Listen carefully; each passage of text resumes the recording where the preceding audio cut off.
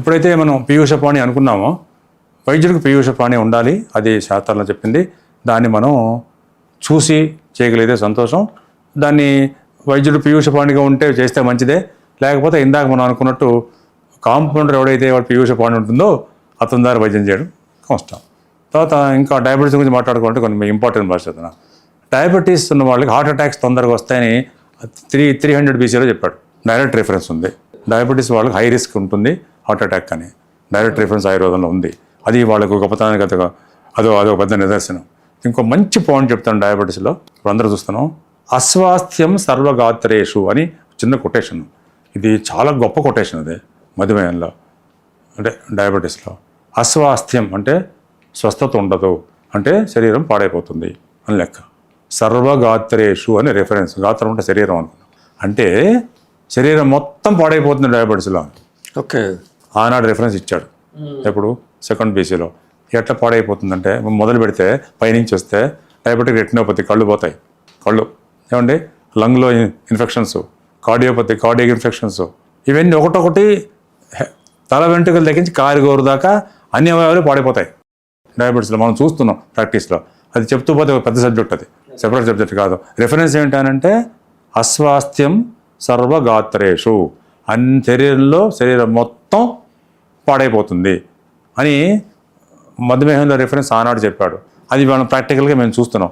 లాస్ట్కి కింద కాలు డయాబెటిక్ న్యూరోపతి. ఓకే, చెప్తూ పోతే చాలా చెప్పచ్చు, ఇది సందర్భం కాదు. అందుకోసం ఆనాడు అబ్జర్వేషన్ చేశారని వాళ్ళు గొప్పతనం చెప్పడం కోసం మనం చెప్తాను. ఇప్పుడు అస్వాస్థ్యం సర్వగాత్రేషు, శరీరం మొత్తంలో అది అస్వాస్థ్యం ఉంటుందని ఆనాడు చెప్పడం చాలా ముఖ్యమైన విశేషం. ఆ రకంగా ఇట్లా చెప్తూ పోతే చాలా ఉన్నాయండి. మనం లెంగ్తీ అవుతుంది. కాకుండా కొన్ని విషయాలు ఆయుర్వేదం ఆ రకంగా గొప్ప చెప్పారు. ఇన్ని విషయాలు అప్పటికే చేయగలిగారు, ఇంత అబ్జర్వ్ చేశారు. మా ఆయుర్వేదంలో ఏంటంటే మాది స్టాటిస్టికల్ రీసెర్చ్ కాదు, మా రిఫరెన్స్ అంతా అబ్జర్వేషనల్ రీసెర్చ్. అబ్జర్వ్ చేసి విషయం చెప్తూ ఉంటారు. ఇందాక అనుకున్నాం, సత్యం వక్ష్యంతి, వాళ్ళు సత్యమే చెప్తారు, అసత్యం ఎప్పుడు చెప్పరు, సత్యమే చెప్తారు. ఇంత చెప్పిన తర్వాత మనం చూస్తున్న తర్వాత, మేము ప్రాక్టీస్లో చూస్తున్న తర్వాత శాస్త్రాన్ని మేము ఎంజాయ్ చేస్తున్నాం కాబట్టి ఇవాళకి ప్రాక్టీస్ చేస్తూ గౌరవంగా శాస్త్రాన్ని గౌరవిస్తూ ఉన్నాం కాబట్టి ఆ రకంగా ఆయుర్వేదం విశిష్టత సంపాదించుకుంది. అట్లా మనం ఆయుర్వేదం గౌరవం. డయాబెటీస్ ఉన్న వాళ్ళు అలోపతికి వెళ్తారు ఎందుకనండి టాబ్లెట్స్ విషయంలో?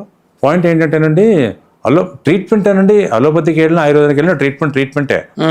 వాళ్ళ వసతిని బట్టి, వాళ్ళ అవసరాన్ని బట్టి, వాళ్ళ అన్నిటికన్నా ముందు దగ్గరలో ఉన్న డాక్టర్, స్పెషలిస్ట్ డాక్టర్స్ తొందరగా రిలీఫ్ రావడం కోసం, అలోపతిలో తొందరగా రిలీఫ్ వచ్చే ఛాన్స్ ఉంది. మా మందులు కొంచెం ఆలస్యంగా పనిచేస్తాయి. ఓకే, అది ఇవ్వడం కోసం ఇవన్నీ దృష్టి పెట్టుకొని తొందరగా అలోపతికి వెళ్ళడానికి అదొక కారణం అయి ఉండొచ్చు. కానీ కొంతమంది డైరెక్ట్గా వచ్చేవాళ్ళు కూడా ఉన్నారు, బట్ సంఖ్య తక్కువ. మా దగ్గరికి నేరుగా డయాబెటీస్ కోసం ట్రీట్మెంట్ కోసం సంఖ్య తక్కువగా వస్తారు, బట్ డైరెక్ట్గా మా దగ్గరికి తక్కువ మంది వస్తారు. కారణం ఏంటంటే ఇవైనా ఏదైనా కారణాలు కావచ్చు. దగ్గరలో అవైలబుల్గా డాక్టర్ ఉండొచ్చు, స్పెషలిస్ట్ ఉండొచ్చు. నేను చెప్పాను కదండి, మేమంటే ఎండీ చేశాను, ఆ తర్వాత కూడా కొంతమంది చేశారు. ఎందుకు వస్తుందండి డయాబెటీస్? ఎందుకు వస్తుంది అసలు? ఇది వారసత్వంగా వస్తుందా లేకపోతే ఎట్లా? వారసత్వం వల్ల వస్తుందని కాదండి, ఫ్యామిలీలో ఉంటే వస్తుందని కాదు, లేదని కాదు, ఉండొచ్చు రావచ్చు, అది వేరే ప్రత్యేక విశేషం ఏం కాదు అది. కానీ ముఖ్యంగా ఆహారం వల్ల వస్తుంది. ఓకే, ఆహారం విహారం, ఇది మళ్ళీ 2 పాయింట్స్ కొత్తవి. అవును, మామూలుగా ఎందుకు వస్తుందంటే ఆహారం విహారం. ఆహారం అంటే అది ఒక మంచి స్పెషల్ టాపిక్, అది ఇప్పుడు మాట్లాడుకుందాం. చాలా రెవల్యూషనరీ పాయింట్ ఏమిటంటే ఆహారాన్ని మనం ఏమంటాం ఇంగ్లీష్లో? ఫుడ్ అంటాం. అది తప్పు పాయింట్. అది బేసిక్ పాయింట్కి వస్తున్నాం. ఇప్పుడు ఆహారానికి ఇంగ్లీష్ ట్రాన్స్లేషన్ లేదు. ఫుడ్ ఈజ్ డిఫరెంట్ ఫ్రమ్ ఆహారం. చాలా మంది తెలియదు. మేమే చెప్పాలి ప్రొఫెసర్లో. పాయింట్ ఏంటంటే ఫుడ్ అంటే డెఫినేషన్ ఏంటంటేనండి, anything taken inside for nourishment is food అని డిక్షనరీ. అది ఏదైనా ఆహారం లోపలికి తీసుకున్నది శరీర పోషణకు పనికొచ్చేది ఫుడ్. అదవుతుంది కదా. ఆహారం డెఫినేషన్ తెలుసండి, ఆసమంతాత్ హారం ఆహారం, అది డెఫినేషన్. ఓకే, ఈ డెఫినేషన్ ఇంగ్లీష్లో లేదు. అది ఇంగ్లీష్లో ఫుడ్ ఆహారం కాదు, డెఫినెట్గా కాదు. ఇది చాలామందికి తెలియదు. విషయం చెప్తానంటే ఆహారం అంటే ఆసమంతాత్ హారం ఆహారం అంటే చెప్పంటారండి, తీసుకున్నది మొత్తం హరించుకుపోవాలి.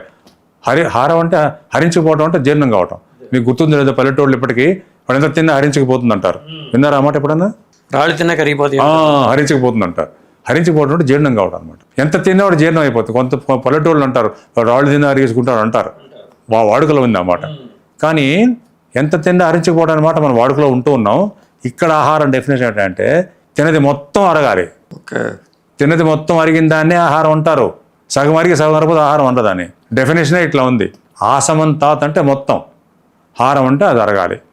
సో ఆసమంతాత్ హారం ఆహారం అనుకున్నప్పుడు ఫుడ్ ఆహారం ఎట్లయింది? కాదు. అది నా ఇంటర్ప్రిటేషన్. అనుకున్నవాడు అనుకుంటాను, నాకు సంబంధం లేదు. సో ఆ పేరుతో ఈ ఆహారం, ఇట్ట ఆహారం నిజంగా అయినట్టయితే జబ్బులు రాకూడదు, అంతే కదా, మొత్తం తినేస్తాయి. కానీ అప్పటికి విహారాల్లో ఈ ఆహారాన్నే సరిగా తినకపోతే, పూర్తిగా అరక్కపోతే అప్పుడు జబ్బులు వస్తాయి. ఆహారం జనరల్ రూల్ ఏమిటి? జనరల్ రూలు తిన్నది అరగాలి, మొత్తం అరగాలి. ఏమండి, ఇప్పుడు ఆ జనరల్ రూల్ మిస్ అయింది ఎక్కడ? అరగకుండా ఉండే పరిస్థితి వస్తుంది. ఎప్పుడు వస్తుందంటే అప్పుడు ఏం చెప్పంటారా, ఎప్పుడు అరగదో అకాలంలో భోజనం చేస్తే అరగదు. ఓకే. కాలం కాని కాలంలో అంటే రాత్రిపూట తినేస్తే పగలు తిని, తర్వాత తినగంట అరగంటకి ఇంకో తిని, ఇప్పుడు చపాతీ తిని ఇంకోటి అరగంట తర్వాత ఇంకోటి తిని, ఇంకోటి తాగి ఇంకోటి, ఇవన్నీ టైం ప్రకారం తినకపోతే జబ్బు వస్తుంది. అప్పుడు అది ఆహారం కాదు. ఎందుకు కాదు? అరగదుగా, అరిగితే కదా ఆహారం అయ్యేది. టైం ప్రకారం తినవలసిన తర్వాత అన్నిటికన్నా ముందు ఏంటంటేనండి, ముందు తిన్న అన్నం జీర్ణం కాకముందే అన్నం తినడం. ఓకే. అకాల భోజనం అంటే ఏంటంటే కాలం కాని కాలం భోజనం. అకాల భోజనం మరణ స్వరూపం. అకాల భోజనం మరణం కూడా కలుగజేస్తుంది, లాంగ్ రన్లో, వెంటనే కాదు. సో అట్లా అయిపోతుంది. అకాల భోజనం వ్యాధికారకం, వ్యాధిని కలుగజేస్తుంది అకాల భోజనం. తర్వాత అన్నం అరక్క ముందే మళ్ళీ తినడం, అప్పుడు ఆహారం కాదుగా. ఆహారం అంటే తేడా అరగాలి కదా, మొత్తం అరగటల్లా ఇక్కడ.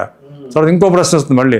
ఇందాక అనుకున్నాం, శాస్త్రకారుడు ఏమన్నాడు, వాడే ప్రశ్న వేసుకుంటాడు, సమాధానం చెప్తాడు ఆయన. ఇప్పుడు ఏమనుకుంటాం మనం, అన్నది తిరగకముందే తిన్నాను, అరకముందే మళ్ళీ తింటే జబ్బు వస్తుంది అన్నారు. వాడి ప్రశ్న మళ్ళీ చెప్పమంటారా? తిరిగి అన్నం అరిగిందని ఎట్లా కనుక్కుంటావు? అదే ప్రశ్న వాడి దగ్గరే, వాడే వేసుకుంటారు ప్రశ్న. ఎట్లా కనుక్కుంటావు? ప్రశ్న వేస్తే సమాధానం మళ్ళీ కింద ఉంది. ఇక్కడ చేతిరెత్తి దండం పెట్టారు ఆయుర్వేద శాస్త్రకారుడు. సైన్స్ అంటే అది. మేము శాస్త్రంలో మునిగి తేలి ఉన్నాం కాబట్టి మాకు తెలుసు అదంటే ఏమిటో.